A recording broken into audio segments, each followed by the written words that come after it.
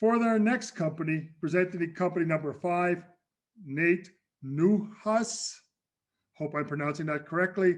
Founder and CEO, Fast Flower Farms. Nate Newhuss, take it away, please. You're pretty close. It's Nehus. Everyone Newhuss, butchers okay. it. All right, got it. Thank you. No worries, man. So I'm gonna go ahead and share my screen, everybody. Some pretty rock star presentations here. Hard to follow. All right, so we're Fast Flower Farms. We're called Fast Flower Farms. If anyone here understands the economics behind actual cultivation, one of the things you quickly learn is that how fast your genetics flower and still maintain quality matters from a cash flow perspective. We merge science and art to create artisanal cannabis products, not craft. The Michigan cannabis market, which is where we're located, is absolutely crushing. We beat projections last year by $150 million. It's a $3 billion market now. We have the highest average basket size in the US. Current status, we also have a genetics branch of our company. Genetics are the engine of the cultivation car.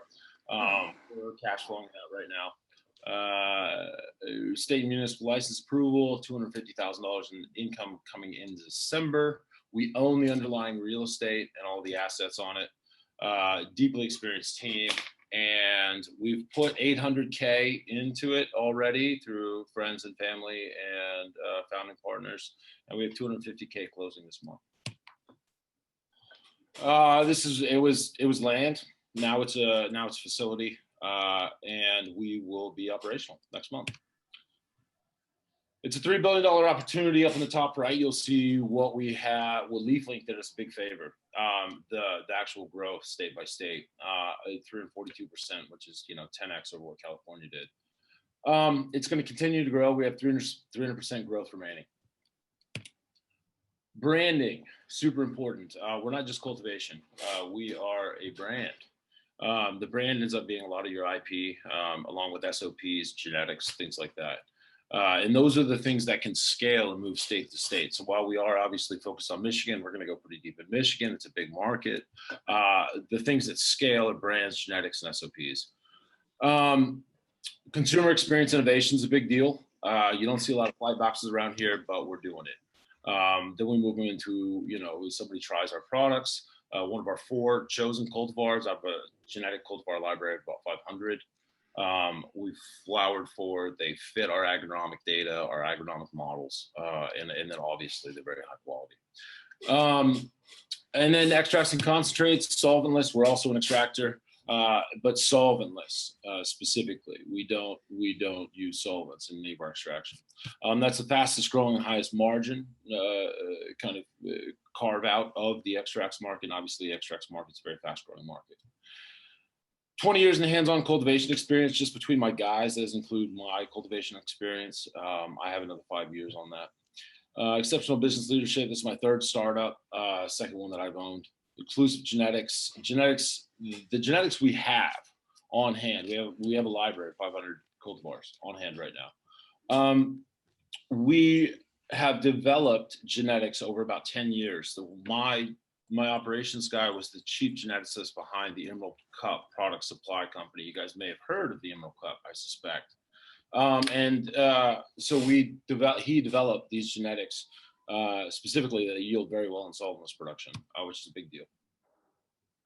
We don't have to scale the brand, or we can scale the brand more quickly than we can actually scale the build out of the cultivation facility.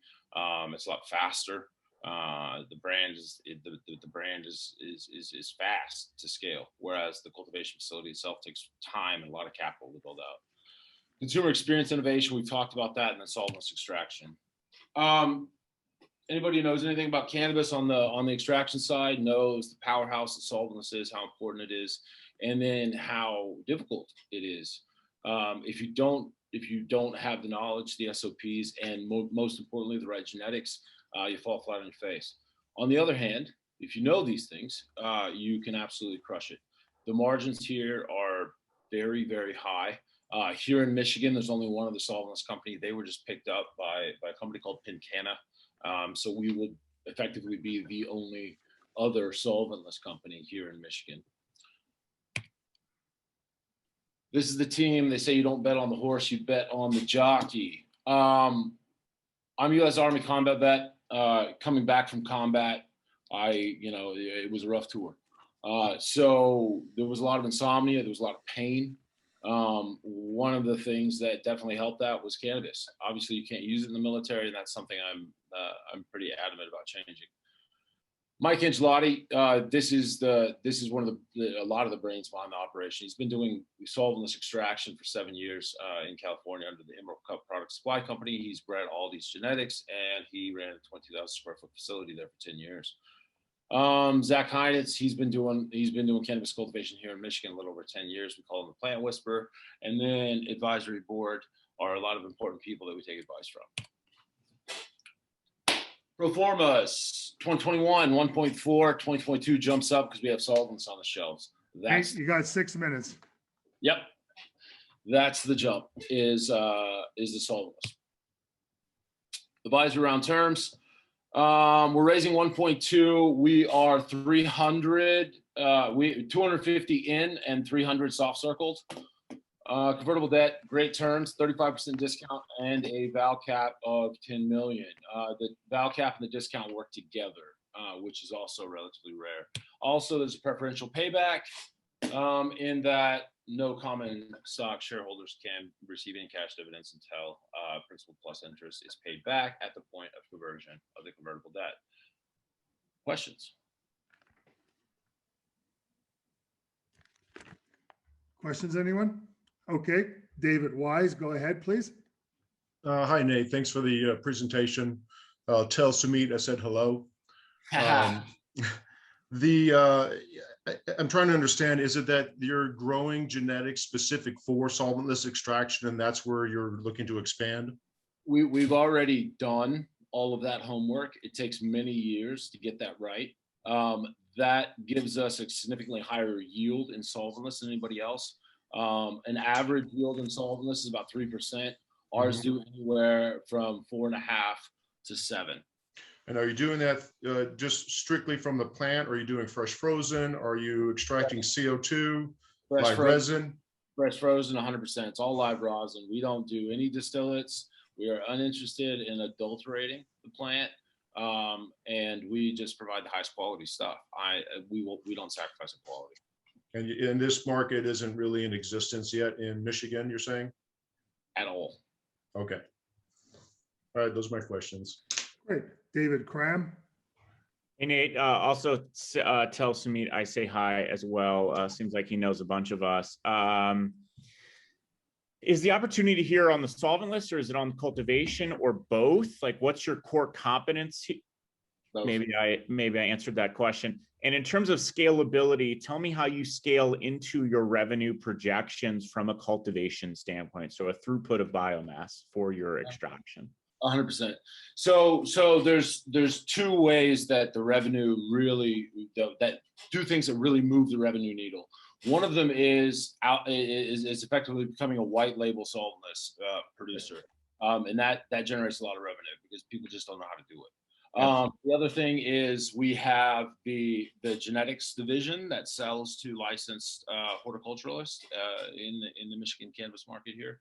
And then the third one is indeed cultivation. Now the biomass, we have genetics that perform very well outdoors. And we can take the outdoor product, which is the lowest value cannabis product, and turn it into solventless, which is the highest value cannabis product. So you have a margin that's absolutely massive. Wouldn't you just focus all of your time and energy on doing just that if that's where the margins are? Yes and no. Having a single source garden is really important for a lot of people, and it gives us a lot of space for R&D, a lot of space for collaboration. It's a good thing to have that capacity. Now, there's a lot more margin developed, that we can continue to develop as we build out. Our next phase of production, we're indoor right now. Our next phase of actual cultivation is going to be in greenhouses, highly automated greenhouses. Now, so then our margins, so then we don't have to wait on outdoor product. We can grow something that has a similar cost to outdoor, a little bit more, but still have those big margins that we control the supply chain, which is the big deal. Awesome. We should connect. We're looking at some stuff in Michigan from a real estate standpoint, specifically indoor cultivation and greenhouse. So let's connect offline. Thank you for your answers. Dr. John Thompson.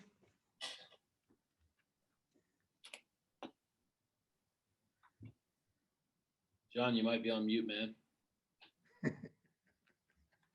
It drives me crazy when I do that. Yeah, I was just curious as to how many dispensaries you guys are supplying? And do you have any contracts with that since you got your building? Yeah, our first rollout is going to be to 10 different dispensaries. We're in conversations about that now. There's a moderate likelihood that we'll actually be engaged, but we have to see about that. Okay. Any more questions? If not, you have 30 seconds to wrap it up, Nate. Any questions, anyone? No, go ahead, Nate, please. Absolutely. So we are $250,000 in. We are 300 soft circled for this month. We got a couple of big guys that I think are going to come in and take a big bite. We are specifically looking for, we turned away a little bit of capital. We are specifically looking for people who can add real value to this. We're calling it our advisory round for a reason. Smart money makes a difference here. So if anybody here has a connection that would be good for this, I would also very much appreciate that.